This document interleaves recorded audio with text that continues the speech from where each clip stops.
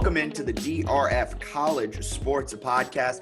My name is Jack Fitzpatrick. I'm joined with Bennett Conlon. Great weekend of New Year's Six Bowls of college. I wouldn't say great games of college football playoffs because they were terrible games, but good atmosphere. It was the New Year's here. It's 2022. I got a laugh out of Bennett to start this podcast. How are you doing today? I'm good. I'm glad you enjoyed the atmosphere of the college football playoff stinkers. God, have we ever seen – you tweeted something at Bennett Conlon for everyone who's not following him. I also accidentally missed a T in his name when I was talking to him via Twitter. That was probably one of the worst moments of this weekend. But you tweeted something – what was it? About the college football playoff semifinals always being bad? Yeah, like it's an annual tradition that pretty much happens where it's the playoff race tends to be fairly interesting. And some of the championship games have been unbelievable. But the semifinals tend to have some crappy matchups. And maybe we'll get into this, maybe we won't. But the expansion. Well, let's get into it right now. instead of possibly teasing something that might be coming. Let's jump into it right now. The thought of like expansion, whether you do it or don't do it, I think expansion would make the early games more exciting because you could have like, let's say it's 8 teams. You would have the 4 versus the 5, and I forget, was Oklahoma State the 5? I think they were the 5. Yeah, remember Notre Dame was the 5. Maybe it was Notre Dame. It was Notre Dame. That was a great game. That game was great. Yeah, like that would have been a fun like first round matchup. So I think the idea of more games, and even the early ones, gives you a chance for some more exciting ones, even if you still get to have a couple maybe clunky snooze fest semifinals. If like your quarterfinals are good or whatever, I think it adds a little more excitement to the process. So I would like to see it expand. I saw some people saying, oh, it can't expand because the semifinals are boring. It should only be 2 again. That doesn't make a lot of sense to me. I think if you added 8 or 12, you'd also get new teams in there, which could be fun. Maybe you're a team that plays in the first round, doesn't have a bye. You can get a little rhythm and then play a team who had 3 to 4 weeks off. It's maybe not as ready to go or something like that. Like, I think it would be more interesting if there were more teams. Here's my hot take behind this all. If they're not going to expand, it needs to go back to being 2 teams. Like going into those 4 teams, you could point to the 2 and say, well, Georgia and Alabama are most likely going to make this national, unless barring something crazy. So I think if they don't expand, you just need to take it back to 2, like the BCS era of college football. Take it back to that. I see your face. You disagree. However, I don't think that's the route they should go. I think they should expand and bring in more teams because, like you said, it can create better games. There were some really great bowl games that just weren't the college football playoff. And so if you expand, I think you have the opportunity for that. The 2 best teams most likely will still make it to the national championship, but you'll have some more fun at the beginning. But if you don't do that, just go back to 2 and just make the Rose Bowl more fun and make all these other bowls more fun. But I do think they should expand. I don't think there's any actual conversation aside from people on Twitter of like going back to 2. Yeah, not at all. It's not like an actual topic. But what I will say is like in this situation, Georgia was technically the 3. So if you go back to 2, you'd have Alabama, Michigan, which might not have been all that competitive. So, I mean, I think from that perspective, I get it. I think most people all year have kind of felt like Georgia and Alabama were on a collision course to be the 2 teams that are playing each other, even after Alabama had that loss and some iffy showings. I don't know. So disappointing matchups. I expected a little more out of Cincinnati, which I think I gave out as the best bet, plus 13.5. They did nothing offensively, which was frustrating because the defense did more than enough to cover plus 13.5, but nothing going there. And then I think the Georgia side, I probably should have been harder on, but I think we both hit that under by like half a point. We both were on that under. Great bets by us. I was on Michigan, though, so that was bad. That was bad. I did say, however, just to cover my own ass, I did say I don't love Michigan. Like, I like Michigan plus 7.5, but I love the under. The under's the best. That was your better bet. So just a little COA, but I was on Michigan plus 7.5, and that's an egg on my face. I'll own that one. That was wrong. But you know what's not wrong? The DRF Cash Grab app, which is available in all Apple App Stores and Google Play Stores. It's our all-new free-to-play sports prediction game where you can win real money. Win real cash prizes every day, as well as a chance to win big money jackpots. All you have to do is download the free DRF Cash Grab app now in the App Store or Google Play Store. Start predicting and start winning. Who will win the first quarter? how many touchdowns will Stetson Bennett throw for in the national championship? Answering questions like these can end in you making money. And the big money jackpot for the 2022 national championship is $22,000. So download the DRF Cash Grab app now and win big. So had to get that out of the way, but a $22,000 jackpot is up for grabs in the Georgia-Alabama national championship. With all that being said, did you have a bowl game that you really enjoyed? Some of the early ones I thought were kind of interesting compared to the late ones, to be honest with you. But I mean, Utah-Ohio State was a phenomenal game. I think that one kind of stood out in terms of like the New Year's Six. And then I really loved Tennessee. I had Tennessee as a best bet. They broke my heart, but that game was a lot of fun. That game was so much fun. I remember watching it and I was like, wow, I did not expect. I was putting together my patio furniture as I'm watching it. And like halfway through, I'm just drawn to it because it seemed like they were just exchanging like knockout blows back and forth. Like Utah and Ohio State, they're doing the same thing. So there were some good ones. I will say that. And I don't know, bowl season I think is fun. Like I've seen some people kind of in like the national media clamoring to have fewer bowl games, things like that. The easiest solution to the too many bowls is just like change the channel or turn your TV off. Like there's no real downside to having a million bowls. I realize a lot of the teams don't care. It doesn't mean a ton to them. And you got opt-outs and COVID and injuries. You watch the LSU game on Tuesday where they had a receiver playing quarterback. Why was there a bowl game on January 4th? That's something we really need to talk about is this nonsensical, crappy bowl that comes after all of the major games. Hated that. It was so stupid. It was so stupid. Also, in response to all the opt-outs and people leaving and people are like the Kirk Herbstreit. I didn't mean for this podcast to start with a 10-minute rant on bowl season, but here we are. Like Kirk Herbstreit and the whole ESPN Game Day crew talking about how they just don't love the game anymore and all these opt-outs and transfer portals. You know how you can avoid all of that? With NIL, all the sponsors of these bowl games, like if they really want these players to, like if they really want Kenneth Walker to play in the Peach Bowl, Chick-fil-A can pay him $500,000, $1 million to play in the game. Like that's allowed now. If you want Kenny Pickett to play, pay him. It's also like you can't really blame the players. You look at like Matt Corral suffered what seems to be a reasonable injury in that game, and he's one of the top quarterbacks in the draft. And his bowl, he got hurt. So I don't know if you're Kenny Pickett. I understand not wanting to. Oh, 100%. I understand. It's just, the takes were weird about bowl season and the opt-outs. It's like, you know what? Just turn it on, shut up and enjoy whoever is on your screen, and it'll be fine. Yes, 100%. So going from all of that talk about bowl season, I guess we should talk about the final bowl, even though it's not a bowl, it's a national champion. That's a little weird I won't get into that. That's a different topic for a different day. Georgia plays Alabama in the national championship in Indianapolis. Georgia's a 2.5-point favorite. According to DRF Sims, they like Georgia to win. Do you like Georgia to win? I think Georgia's one of my favorite plays. Oh, wow, really? It's probably a best bet. I've seen they've moved to -3 at a bunch of books. I really like them because I feel like the public's going to be all over Alabama for understandable reasons. But if you look at like the computer metrics and all that good stuff, they still have Georgia as the best team in the country. I still think they are the best team in the country. Yeah. And I feel like you've got to kind of take that. You can't throw away the loss to Alabama because obviously it's the same team they're playing and they were dominated pretty handily in the second half. They hung in there for a little bit and then they faded down there and Alabama did a great job offensively. But you got a team in Georgia, they're 13-1. They've looked so good, like unbelievably dominant in pretty much every game except for that one. They've had a great season. They steamrolled Michigan. Obviously, they need to have consistent quarterback play in the game to beat Alabama.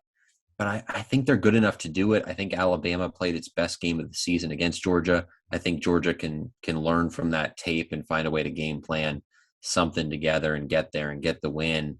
So I like Georgia in this one. I like this spot for them. And I think they're two evenly matched teams, and I think it's really hard for either team to beat the same group twice in the span of like a month. Yeah, I think you hit the nail on the head. That was Alabama's best offensive game by a long, long stretch. The Auburn game, they were terrible all season long. I think we kind of forget it because Bryce Young won the Heisman. But Alabama was not like an electric offense by any stretch of the imagination. They averaged over 40 points a game, which is, pretty good. But they did beat up on a lot of bad teams. You could say the same about Georgia. But in that Alabama-Georgia SEC championship game, the offensive line, which has been shaky all season, decided to play out of their minds good. And they completely stopped Georgia's interior pass rush. They were able to open up holes. Brian Robinson looked good. Bryce Young looked like a Heisman candidate. That was his Heisman moment. All of that. But with all that being said, I don't think Alabama has any chance to run back what they did. Now, will they play a good game? Yeah, 100%. This is probably going to be a close, grinded out game. But I don't see Alabama being able to, for the second time in 3 games, do that same thing against Georgia. And what Georgia was able to do against Michigan really makes me excited for them. I think I'm on Georgia too. I think they're really good. And obviously they lost that game, but I still think they match up well. The concern a little bit, I think fairly or unfairly to me, is still kind of Stetson Bennett. He played really well against Michigan, which I think was a good sign. But I don't know. I just have some doubts that he's never beaten Alabama. I like Bryce Young more than Stetson Bennett. I'll say that. I will say. I would hope so. I would hope so. But I think the overall team and what they're able to do, I do think there's some talent and overall ability there with Georgia that I really like. I like the overall team. I like what Kirby Smart's doing. I think they've got some good players. I think they'll find a way to bounce back and have a more dominant defensive performance, or at least a better defensive performance. And I don't know. It feels like the right side when you're playing the number 2. I like the matchup on the field. It feels like a good play, but I don't know. Like you're betting against Nick Saban as an underdog. I was going to say, it does scare me that Nick Saban, I don't think, has ever been beaten by a former assistant. Someone clipped him, right? Oh, was it Jimbo? It was Jimbo. Jimbo this season was the first assistant to ever beat him. But my main point in saying that is Kirby Smart has never beaten Saban, and Saban kind of toys with Kirby. So with all that being said, I think this is a huge game for Kirby Smart at the same time. So in the SEC championship game, Alabama was playing for its playoff hopes. And I talked about it last week on the podcast that I don't think Georgia cared about that game as much as they necessarily should have, because if they lost by 70, if they lost by 100, if they lost by 300, they were in the college football playoff. They were playing for seeding. And you knew that the committee wasn't going to put Alabama 1 and Georgia at 4. So it was really, who are you going to play in the first game that's not Alabama? And I think this game it's like the SEC, it just means more. No, but I just needed to laugh out of that one. Thank you for laughing at my joke. I do think it means more. For Kirby Smart, he's never beaten Saban. Stetson Bennett, who is the walk-on turned JUCO product turned about to sign to Louisiana, and then Georgia called and he flipped his commitment back to Georgia, and he was the 4th string who worked his way up the depth chart during a COVID season because JT Daniels gets hurt and Jamie Newman opts out and all this crazy stuff, and now he's leading the team back to a national championship, I think for the first time since Jake Fromm did it in 2017. There's just so many storylines, and I think it means so much to Georgia. It is going to be hard. It's not going to be gimme it's not a gimme. So, but like you said, I like Georgia. I like -2.5. I like -140 on the money line. I don't know if I like the over. I think I might like the under too at 52.5. Yeah, I think that's an interesting play too. Maybe a little Georgia with the under, something like that. But I think Georgia's the side. I really like them in this one. And you know what? If I die against Saban, whatever, if I lose that bet, that's fine. It is what it is. I bet against him earlier. I think might have taken Georgia in that SEC title game. I can't remember. I think you did. Yeah, so I don't know. I'll trust Georgia in this one. I think they're the best team. I felt for a lot of the season they were going to end up winning the national title. So I'll stick with it and take them to win it, even though Alabama's certainly dangerous. I thought like Cincinnati could have played more competitively. Cincinnati could have, I don't want to say could have won that game because they couldn't have, but they could have been a lot more competitive. They could have been in it late with opportunities to win. I mean, early on, 2 dropped touchdowns or 2 missed opportunities to score touchdowns early in that game that would have kept it close. Who knows how the game script flips? And I mean, I just keep coming back to, we talked about it with, who was it? We talked about it last week with data points. I think we're really all ignoring the entire season that Alabama put together. We're all focused on these last two games, which you beat a Cincy team that isn't a Georgia team. They aren't to the standard. You barely eked out an Auburn win. You only won by 7 against Arkansas. You covered against New Mexico State. You barely beat LSU. And these are bad teams, and we just kind of forget because they handled Georgia fairly well. It sounds really stupid, but like I think we're putting too much stock into Alabama's win over Georgia. It's a rivalry game. Like everyone talks about rivalry games are different, right? Like you have to throw away the record book and things are just going to be different because it just means there's just more in it. Why are we putting so much stock into that game? Why? We shouldn't have that much stock in it. We should look at the X's and O's on the field right now, and Georgia probably wins almost every position group, maybe except quarterback. But at the same time, who knows? Maybe Stetson Bennett right now in this instance is better than Bryce Young. Not saying that Bryce Young won't be the better quarterback. He probably is the better quarterback right now. But I kind of like Alabama's offense. Like they got some guys on offense that have done a lot of things. So I like them a little more offensively, but I think Georgia as a complete team is really good. And I don't think the sports books and like the general market have put that too much stock into the SEC championship. I think it's like the general public. So, I mean, like, is Georgia still being listed as a 3-point favorite?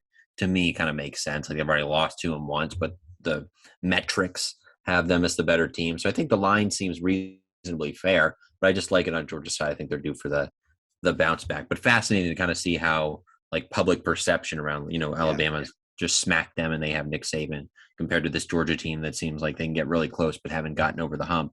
It was the same thing like a lot of years ago when you had Clemson and they would always choke in the big games.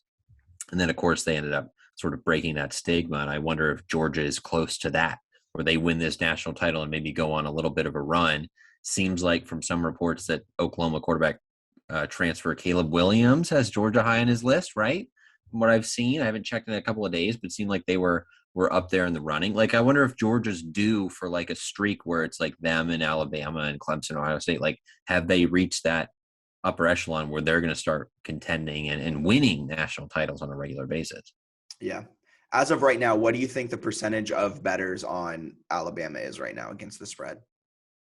I think it's reasonably high that the public at least being on. I don't know exactly what the numbers are. I was looking at some earlier, but forget what they were. But I think it's more of the number of bets are higher on Bama and the number of money, or the amount of number of money, the amount, like a 5-year-old, the numbers of monies, the amount of money on Georgia, I think is higher, which gives me, some hope too, where I think the number of bets has been a little bit higher on Alabama, but the line's kind of trending toward Georgia. Yeah, 51% according to drf.com/sports. 51% of bettors right now are on Alabama. I don't have percentage of money in front of me, just the percentage of bettors. So, and also 57% on the over. So here, as we're picking this national championship game, we're fading the public. I think that's a fun underplay, actually, because it was really high scoring the first time, but it felt like, I don't think it's going higher than that, where it feels like maybe it's a 28-21 gets you 49 points, something like that. If you have 52.5, you can even get 20-24 and you're still under that 52.5. So yeah, that's an interesting one as well. I like it. And so just to recap, we've talked a lot about, I think we're both riding Georgia -2.5, even -3. Would you even nudge up to -3? Yeah, I think I'll take them at -3 too. I might. Would you go to -3.5? Would you cross over the field goal? I think I might. Would you go to -4? Do I hear -4? I think I'm probably going to end up taking it at -3 so that I won't even have to worry about it is my guess. But once you get a little bit higher, a little -4, maybe I'm a little more skeptical. Maybe I just throw in money line or something like that. But I think I'll probably end up taking it at -3 and see what happens as it moves. I think -3, -2.5 is the sweet spot there. drf.com/sports. All our simulators like Georgia to win this game. So that's something interesting too. And the public is riding Alabama early on in this one. We're still a few days out from the national championship. And before we jump into college basketball, we're bringing on Tyler Kluver from Washed Up Walkons. DRF Sports has recently partnered with Washed Up Walkons to become their presenting sponsor. So we wanted to get Tyler over here, talk to him a little bit about what Washed Up Walkons what Washed Up Walkons is. There we go. And let everyone know where you can find him, and I'll let him explain the rest. So take it away. Well, now we want to welcome in Tyler Kluver from Washed Up Walkons. It's an awesome partnership that DRF Sports has gotten into with them over there in Iowa. Fantastic content coming out from them. So welcome to the podcast, Tyler. How are you doing today? I'm doing well. After we got the initial tech problems out of the way, we finally made it into the call. You'd think after 2 years of this stuff, all these online meetings, we'd figure it out, but nonetheless, we still got issues. So, no, super excited to talk with you guys today. Introduce the walk-ons to DRF, as we've already introduced DRF to the walk-on community, and we're looking forward to the partnership in general. So we're excited. Yeah, so the partnership we're the presenting sponsor, DRF Sports, of Washed Up Walk-Ons. I don't really know how we found you. I think I joined DRF after everything had kind of the initial introduction happened, but somehow, some way, Nick, one of our marketing guys, got in contact with you and worked it out. But for all of our listeners, can you kind of explain what Washed Up Walk-Ons is, what you guys do, and kind of your life story behind Washed Up Walk-Ons? Yeah, it won't be too long because now that we're doing a podcast twice a week, it turns out I just love hearing myself talk, and I almost get sick of it. So, no, the idea of the Washed Up Walk-Ons, well, very deprecating sort of title off the bat. Obviously, illiteracy involved as well. It was 2013, and my two co-hosts and I all walked on to the University of Iowa Hawkeye football team. Two of us are from Iowa, and one is from just outside of Chicago. And it's just not very often that you find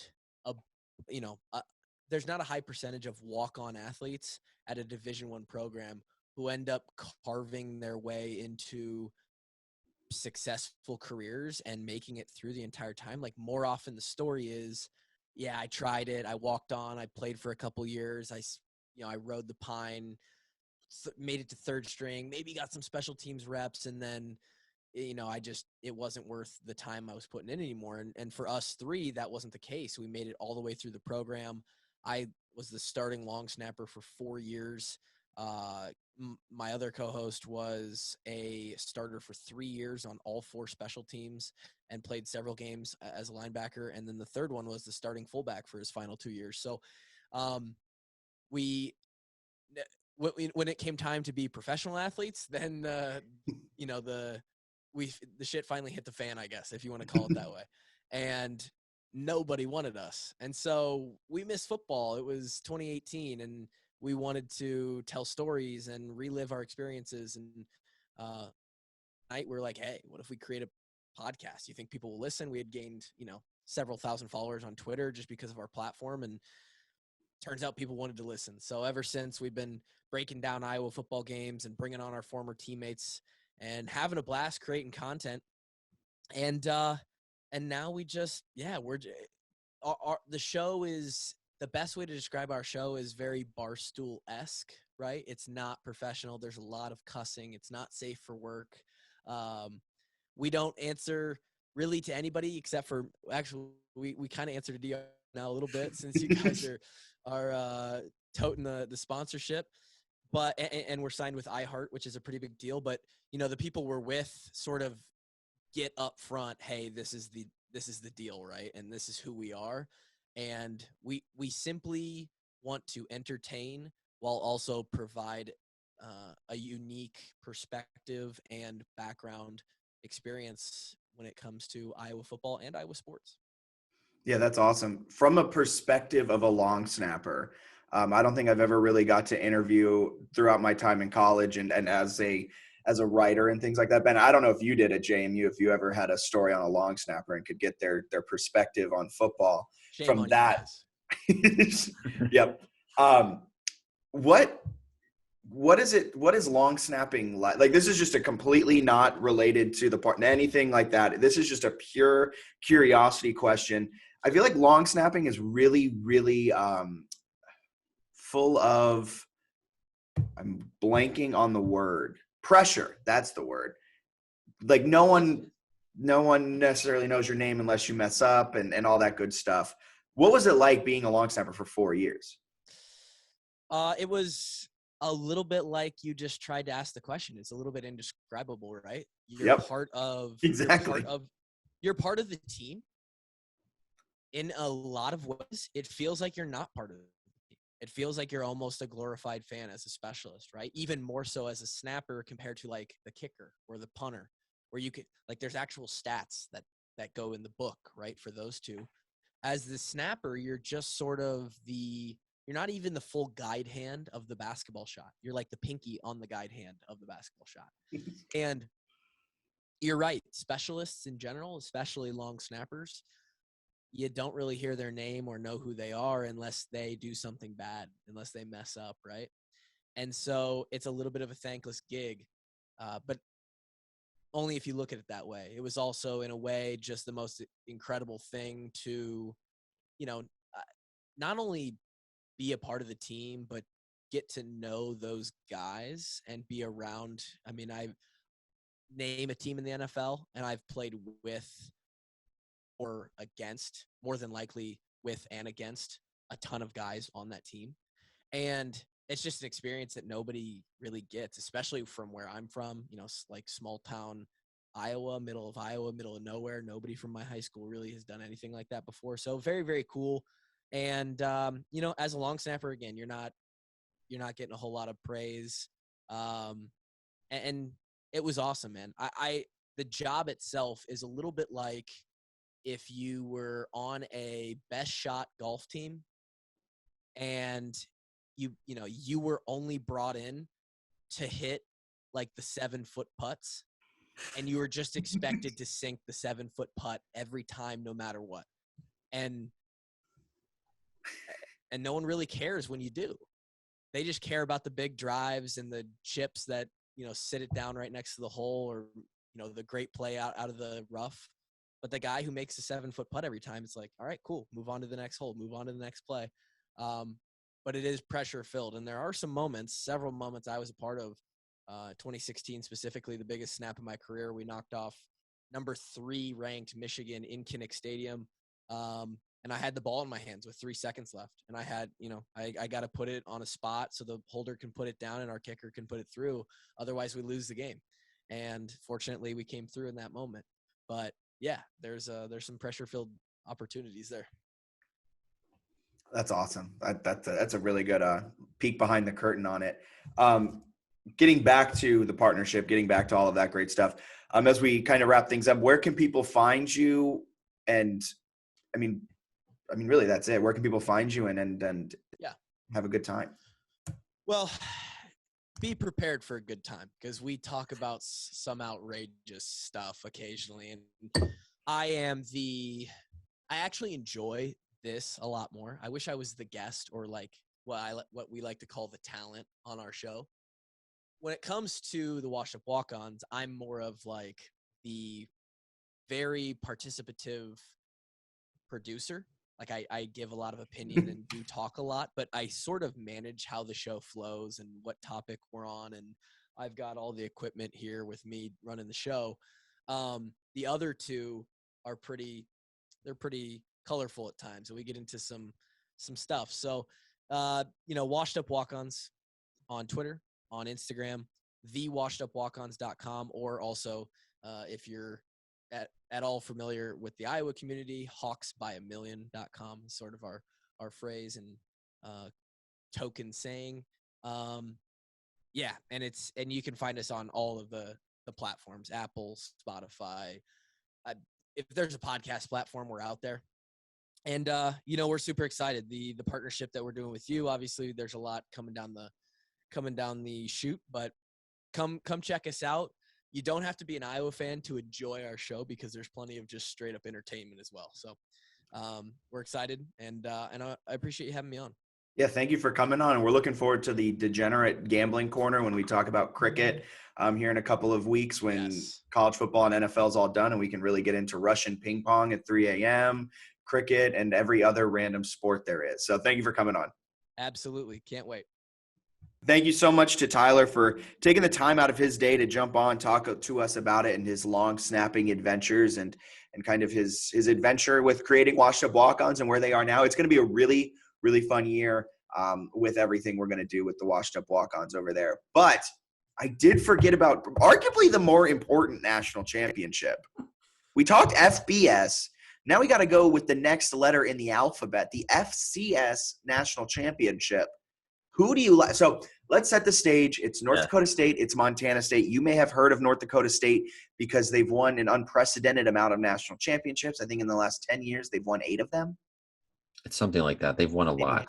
Maybe 7 in the last 10 years because JMU's won 1. Sam Houston's won 1. Yeah, I guess they've got a couple of years now that they haven't, but they've had a really special run since like 2010, basically. And they're back against Montana State. So give me the breakdown where you lean in. And there's a lot of value, I think, in this game. I think there's a lot of value that bettors aren't necessarily paying as much attention to. I think Montana State's really good. Like, yeah. Thank you for saying this.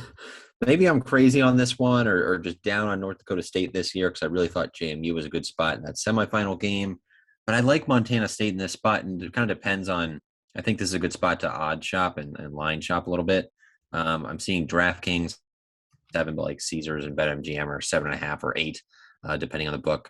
I saw some like when it opened, I got on a +9. So it kind of depends a little bit on the book where you can find that. But if you can get the touchdown, right, if you're minus or +7 in Montana State's case, or +8 or +9, anything in that range, I feel like there's good value there because I think it's going to be close. The total looks like it's dropped from the opening line closer to about 42. So it's not going to be all that high scoring. Both teams are kind of physical teams.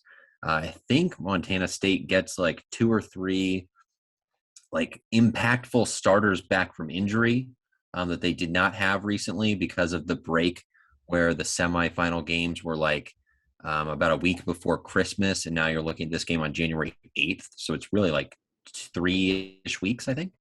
3-ish weeks where you can get healthy, get some guys back. So I think there's a starting running back who's like an All-American caliber guy coming back from Montana State. Their quarterback that they have in there right now has been playing really well.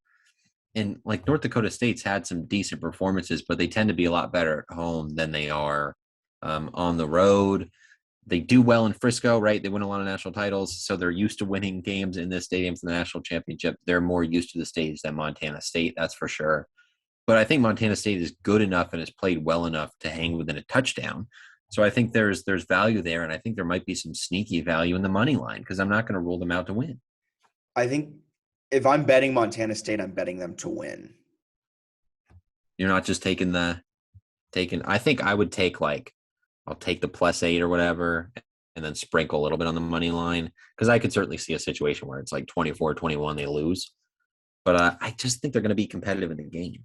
So they came into the playoffs the week before the regular season finale. They were hovering around a top 4 seed. If they beat Montana to finish the season, this is going full on into the story of Montana State this season, just so you guys can really, really feel this team and understand why we like the underdog so much. So they're hovering around the top 4 seed. They had a really good season. Beat Eastern Washington beginning of November. Eastern Washington was another top team in the nation. And then you go into the Battle of the Wild, I think is what they call this rivalry. Brawl of the Wild, excuse me.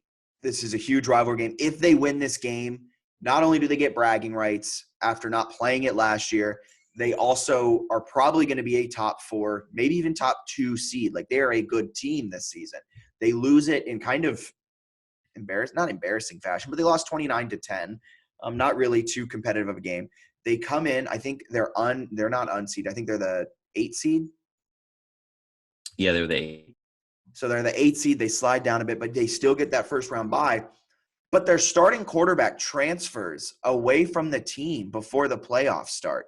So then thrust into that is a true freshman quarterback who grew up like an hour away from campus. Touchdown Tommy, they've dubbed him. touchdown Tommy, homie can't really throw, and they run like an option offense, I think now, because he can throw, but like that's not his forte. He's a really good runner. It's not his strength, but his stats, like they're almost like a really dangerous like triple option. When he completes passes, they've gotten a lot of yardage out of it the last couple of games. A la Air Force. And now with touchdown Tommy in there, no one really knows how to game plan against him. They kind of cruise against Tennessee Martin. They crush Sam Houston. They destroy South Dakota State. And now here they are against North Dakota State. So there's now 3 games of film on touchdown Tommy. They've had a long time to prepare North Dakota State. But North Dakota State's offense just isn't – I mean, granted, neither is Montana State. It isn't multifaceted and doesn't have a threatening air attack. I don't know. I think the narrative really gets me from Montana State. But also I just don't trust North Dakota State in this spot. I said that when they played JMU, and what they won. I'll give it to them. But I like Montana State here. I'm mostly impressed by like just the I feel like they're like a mirror image of North Dakota State, and I think it's competitive, which is why I like the team that's like a touchdown underdog on a neutral field. They haven't given up 30 points in a game all season.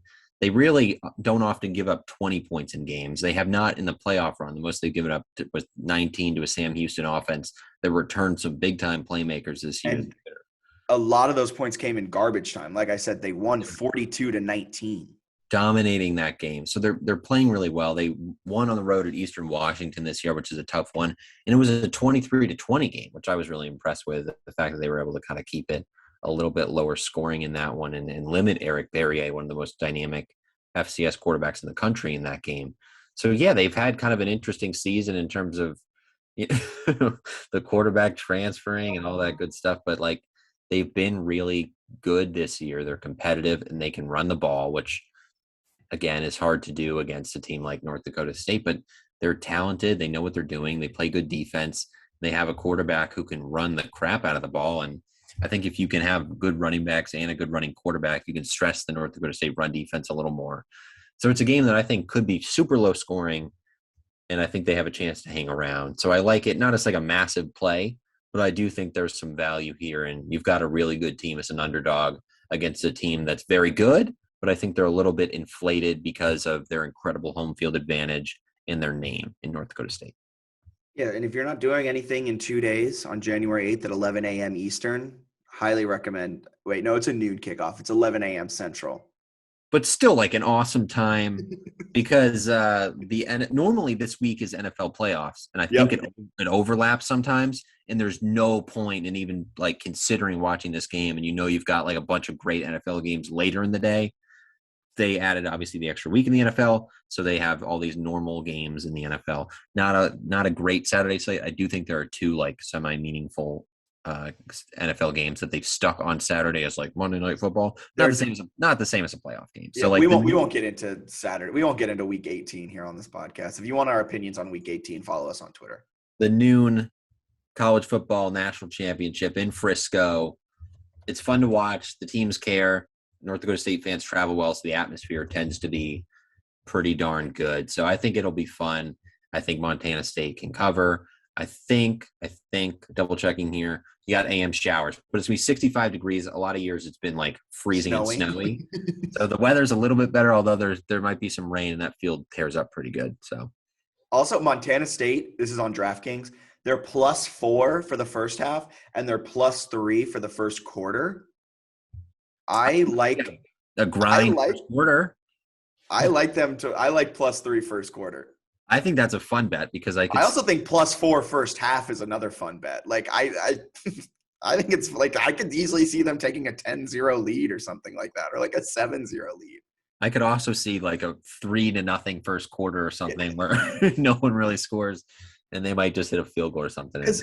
They also they're both are run first teams, so there could easily be like we saw this with JMU played North Dakota State. There could be 12 play drives that take up 7 minutes, and like all of a sudden you're sitting there and it's 0-0 with 4 minutes left in the first quarter. So under 42 has me excited now. So maybe consider that one too. All right. So moving on from the FCS National Championship, I'm actually really glad we were able to talk about that. I love talking FCS National Championship. I'm a little sad that Jamie's not in it. We're going to move to college basketball. You guys are listening to this. If you listen to it when it dropped, this is Thursday, so we'll hit 2 quick games on Thursday, and then do a lot of Saturday games as some really good stuff. And then I can't wait to get to my high-low parlay. I think my high-low parlay is perfect. But we'll see. So first up on Thursday, we got Iowa at Wisconsin, 9 p.m. Fox Sports 1. What are your expectations? Where do you like it in this game? If you're even betting it, I don't know. I don't know how much you like Iowa or Wisconsin. Yeah, you're a Wisconsin boy. I got some family ties to Wisconsin. They're very good. Like they are really, really good.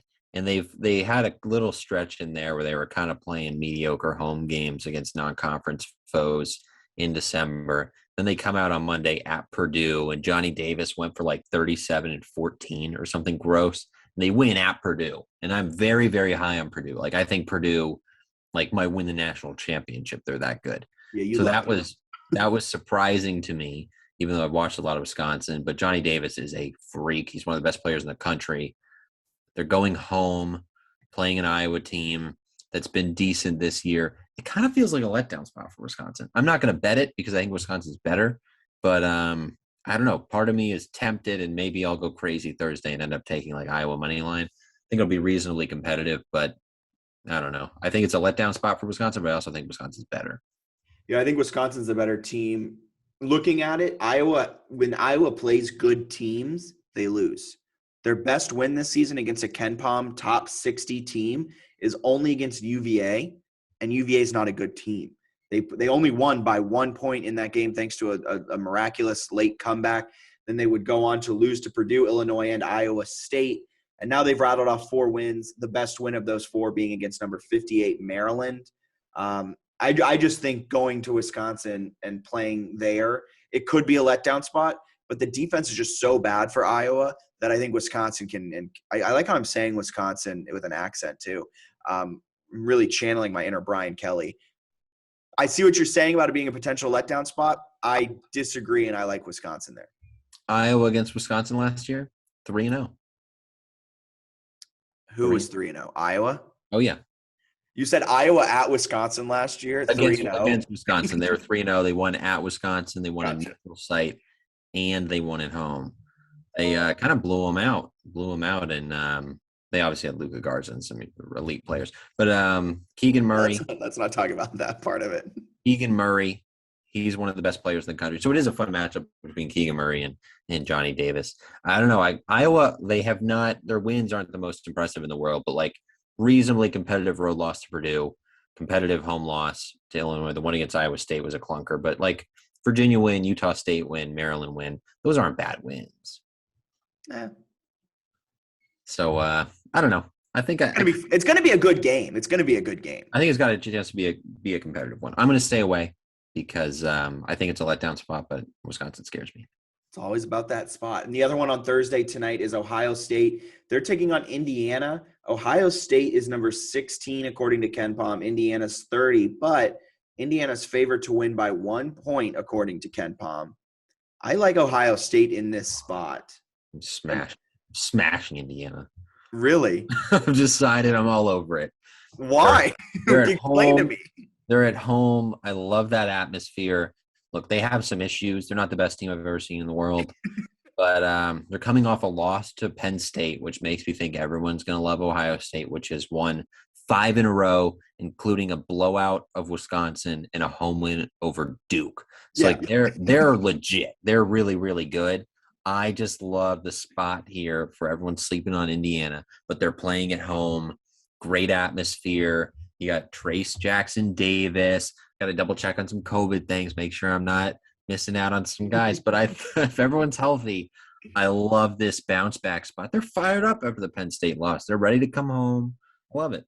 Where was I going with that? Oh, KenPom likes Indiana to win. This isn't some like amazing find you found. This isn't like you're not like everyone's like Indiana's favored to win. I think most people in this game are going to take Ohio State. I agree, but I'm just saying that like the computer. No, I'm not saying I found like a plus 400 dog.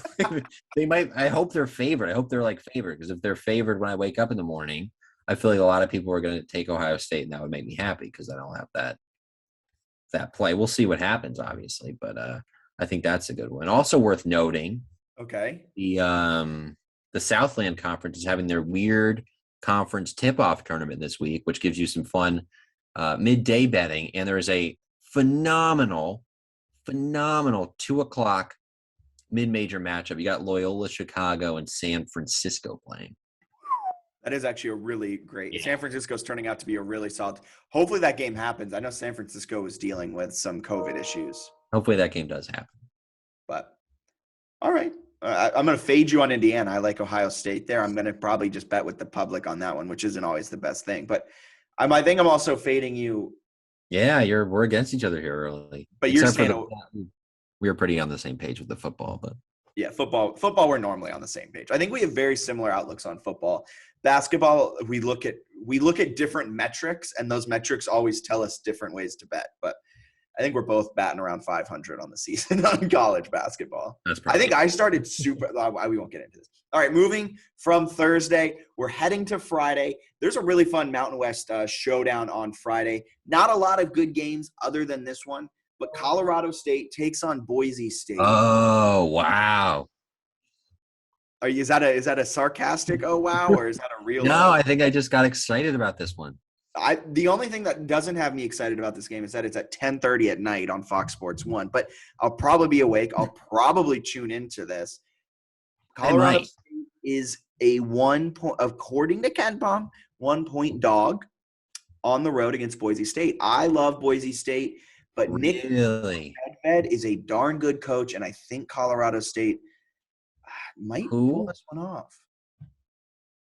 Colorado State's good. Who do you like, Colorado State's coach? Yeah, Nico Medved. Yeah. They're undefeated. Yeah, they're undefeated with, get this, wins against St. Mary's, Mississippi State, Creighton, and that's it. They're ranked in the top 20. What's their rank? 20.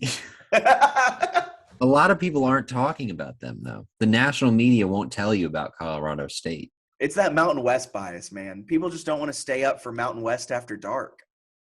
Yeah. They also, did you mention their win over Peru State yet?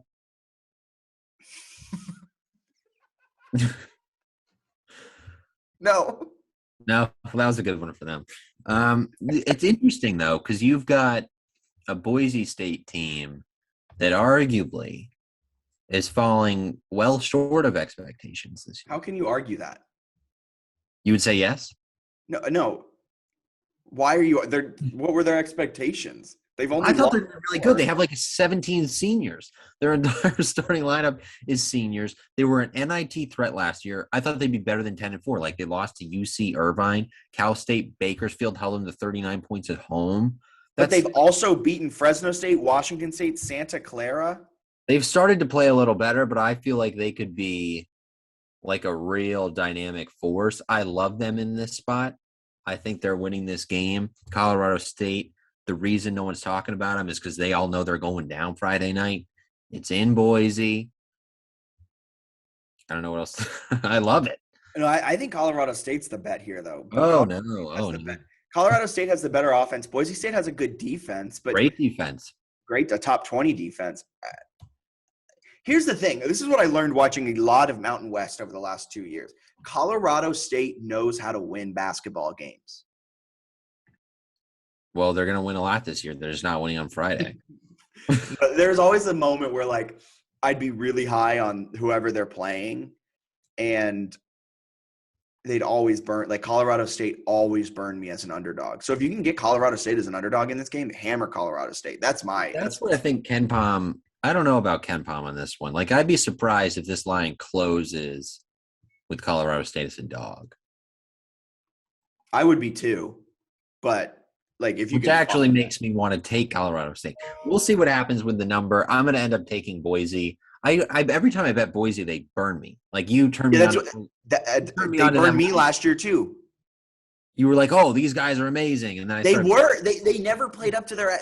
This is what always scares me in Boise State too. And you're talking about it, and now it's getting me all riled up. They never play up to their potential. Like last season, they had Derek Alston Jr., who was arguably one of the best players in the nation when he wanted to play. Homie had pogo legs for feet and just was a darn good basketball player. And they just never played. Like there would be stretches of like 10 minutes where they didn't hit a shot, and that's what scares me. I've been burned too many times by Boise State. Colorado State has burned me too many times. I'm going to fade the Broncos here. I'm going to ride the Rams and Nico Medved. I'm going to have myself a good night when Colorado State takes down Boise State at midnight. This is exciting. I like that we have a bunch of opposite picks. It'll make for an intriguing week. Yeah, this is actually really fun. Next up, we're going to Saturday. That was really the only Good Friday game. Going to Saturday, starting the day off with Kansas against Texas Tech. Let's do a kind of a quicker, not quicker, but a quick hits of this one. Who you got? Kansas, Texas Tech. I want to see what happens with Iowa State and Texas Tech Wednesday night. So we're listening. Tonight when we're recording. I'm really tempted to take Texas Tech. They play incredible defense. They're a good team. Their only losses this year to Providence and Gonzaga. The one against Providence is pretty competitive. Have a nice win over Tennessee. The rest of their wins kind of stink. But they're a good team playing at home. So we'll see what happens against Iowa State. But I think they can keep it close. And I also haven't been overly impressed with Kansas. Like they've been okay. They've done some nice things, but they haven't there's nothing I can really point to and be like, wow, that's a signature win. Like I don't think maybe Michigan State, but it was the first game of the year. So I don't know. They haven't done a ton to make me think that they're this really special group that's going to go on the road in a hostile environment and pick up a one over Texas Tech, which can play great defense. Yeah, their best win so far this season against Oklahoma State, and that was in their last game on January 4th. So Tennessee at LSU. Ken Palm's got LSU winning by 4, which is just blasphemous. LSU's not good. I'm excited to talk. We're going to talk. LSU's not good. That's a take. I don't like LSU. Watching them against Kentucky, they were trash. I bet them in that one. That was a huge win for me. Yeah, good job. I mean, it was a big win for them too. They just aren't good. They don't play. They play terrible defense, and they have no offense. I love that reply. Yeah, it's a big win for them too. Like it was actually a big win for me. Appreciate that credit. A terrible defense. Ken Palm has them as the best defense in the country. Bro, the amount I know they do, but the eye test, and I hate when and I'm not even an analyst. I'm just a person who has a microphone and Zoom and talking. LSU's legit. I don't think so. Watching them just not box people out on defense made my eyes bleed. They're crazy, man. They're really good defensively. We watched the same game. Maybe I had on a game from last season, or maybe the Ben Simmons LSU era or something. Maybe it wasn't their best showing. They beat Liberty. They've got a 30-point win over Belmont. They beat Wake Forest on a neutral floor. They have a bunch of really good wins. Plus, they got blown out by Auburn. Auburn's unbelievably good. Yeah, and you know who else is unbelievably good? I'm ready to make the case that the SEC is the best conference in college basketball. I mean, I'll make that case right there with you because they do have good teams. They're up there. They're probably not the best, but they're really they have. Right, it's the West Coast Conference. Yeah, exactly. The Dons. But I will say I'm on Tennessee with you. I like Tennessee here. Oh. Okay. All right. Play devil's advocate, but yeah, Tennessee, they got a game Wednesday against Ole Miss. They're supposed to win that one by – that line was really growing. They were getting up to it was minus 17 or something crazy this morning. But I like them. They're coming off kind of the one game that people remember is that spot against Alabama where I think I told people we were going to bet Alabama, wait, and then take the Tennessee future. Folks, that's what I did. I bet Alabama. This morning I placed my Tennessee to win the SEC bet. Auburn scares the crap out of me, but I stuck with it. Don't care. I also put some Duke, Houston, and maybe someone else. I think I did a weird hedge. No, I didn't do it. I did a weird hedge with Duke where I bet a couple bucks on UNC just in case because I don't think anyone else is winning that league. But anyway, feel good about those. I like Tennessee to beat Ole Miss. And then I like them to go on the road and upset LSU. I think that's a really good spot for them. They're really good. Both teams are good defensively. Tennessee's offense is better, I think, by a somewhat significant margin. They've got really good post play, even though they aren't necessarily all 7 feet tall. Great guard play. I think they're going to give LSU some problems. And Tennessee, in that Alabama game, Tennessee was missing 2 of their best players, one being John Fulkerson. I think Kennedy Chandler they were also missing. So 2 of their best players they were missing, and they gave Alabama all they could handle. And I think bringing those guys back for this game against Mississippi, And then this game against LSU, more specifically, give them a little bit more time to kind of get figured out with the Ole Miss game. I love Tennessee against LSU. Love it.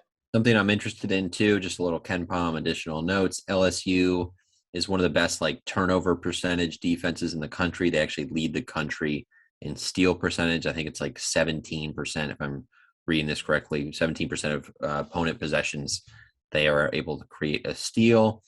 Tennessee is 23rd nationally offensively in turnover percentage. They don't turn it over a lot. So I think as good as LSU's defense is, I think Tennessee's defense is right there, but I think offensively they have that edge. They take care of the ball. Yeah, so if they're at full health, I do like them to pull that upset. Love it. One more game, maybe two more games. I just want to quickly get your take on St. Mary's at BYU. I think that's a fun one.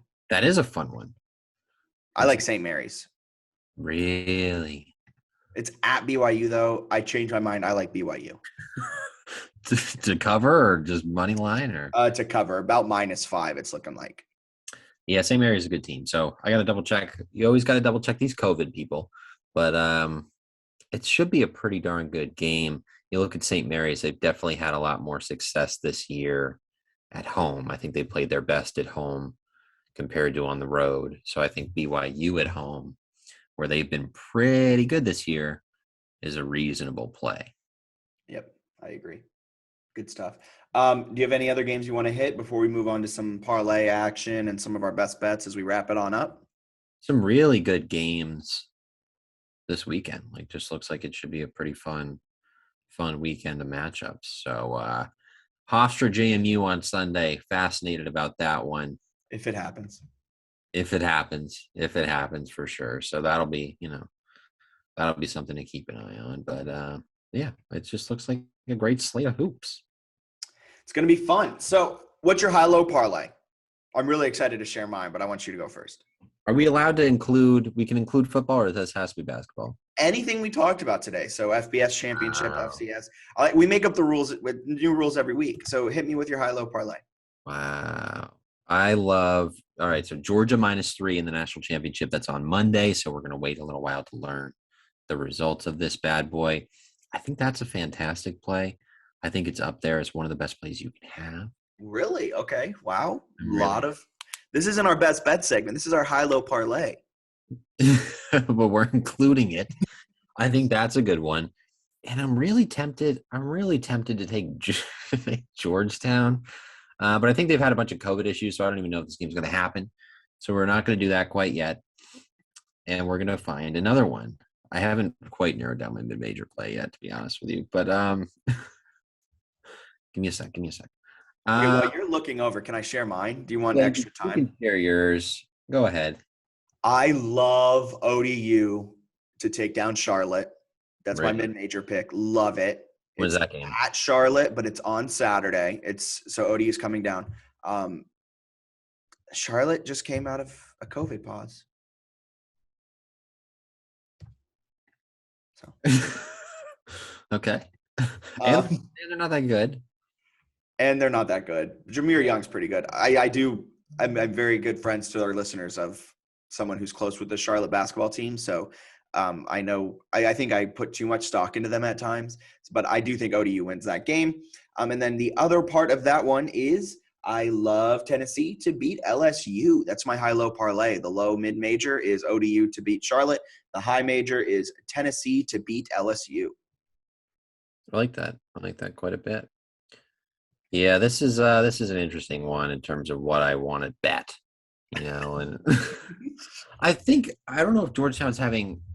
Let me double check to make sure Georgetown's. I just stalled for you, and you still haven't figured out the Georgetown stuff. The forfeit game. Yeah, see, that was a couple weeks ago. I don't want a team dealing with a COVID pause. We're not doing that, folks. So we're actually going to take Boise State. Boise State will join our high-low parlay. Boise State money line over. Wait, I thought you were on Colorado State. No, Boise State money line over Colorado State. Unless they're a dog. Oh my God, no! You can't do these. Which I want the spread. Fine, I'll say money line. Boise State money line. It's a Friday night game, and then you'll have the Monday night national championship with Georgia, which is a lock. I really like some of the basketball plays. They're just not like low. So Yeah, to find a low, I'll go with Boise State. We're going to best bets then. So share with me some of your best bets for this week.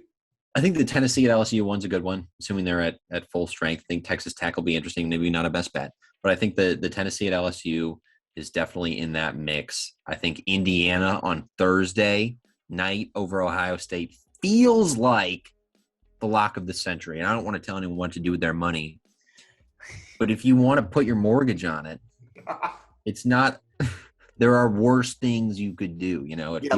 I think of only one thing that's worse, and that's betting Indiana to take down Ohio State. Indiana's a lock. We love that play. One of my favorite plays of the year. Hard disagree, but okay, go ahead. So that one's in there. I don't have two. And then I guess football-wise, I think Georgia's for me. So Georgia is a great one. I think Tennessee at LSU is a good one. And then Indiana, Ohio State. Those will be my three. 2 basketball, 1 football. Those are the big ones. I'm sure I'll dig through and find some bets I like at some point this weekend. But those are my 3 best bets. Yeah, and you can follow Bennett at Bennett. Don't forget that second T, Conlon. Bennett Conlon on Twitter. He breaks down some of his bets, shares a lot of great articles. And my best bets, I don't want to copy you. So here's what I'm going to do. I'm going to say UNC to beat UVA spread. I think UNC will destroy UVA this on Saturday. Love that play. Really? Thank you. That's a great play because Virginia's coming off a win over Clemson and a couple road wins. People think UVA is good. Don't be fooled, folks. Yeah, UVA is not good. So I love UNC in that spot. I also love Seton Hall to beat UConn. Really? Love Seton Hall. And my third one, I'm going to go the under in the national championship. So under 52 in the national championship is my other best bet. I'm going to stick with 3. I want to sprinkle something in on that national championship. We had a really good conversation earlier on in the podcast about it. I do like Georgia -2.5, -3. I don't know if I like it necessarily -3.5. So I'm going to try and lock it in here tonight at -3. But yeah, so UNC spread, Seton Hall spread, and the under 52 I think are the best bets of this weekend, or are going into Monday. I think those are all really good plays, and we don't want to completely forget about Arkansas, Pine Bluff, and Texas Southern on Saturday as well. Yeah, we do. For Bennett Conlon, no, anything on a serious note, do you have anything else you need to add? That's the last game. Huh. It's considered the worst game of Saturday by Ken Palm. I kind of like Texas Southern to cover. All right. Hate you. Okay. For Bennett Conlon, you can follow him at Bennett Conlon on Twitter. He's not active on Instagram, and he has kind of a weird Instagram, so don't follow him there. But his Twitter's pretty good. You can follow at DRF Sports on Instagram and then at DRF_sports on Twitter. And you can follow me at Fitz all the way, FITZ all the way. And however you're listening, Apple Podcast, Spotify Podcast, Stitcher, Overcast, Google Podcast, Amazon Music, however you're listening, we ask that you please subscribe and give us a rating. It really helps us out with SEO and, all that good stuff. And you can find us at our home on the web, www.drf.com/sports. All the expert advice, analytics, betting trends, everything you can imagine there. And it's all a good time. So you guys have a wonderful rest of your day. See ya.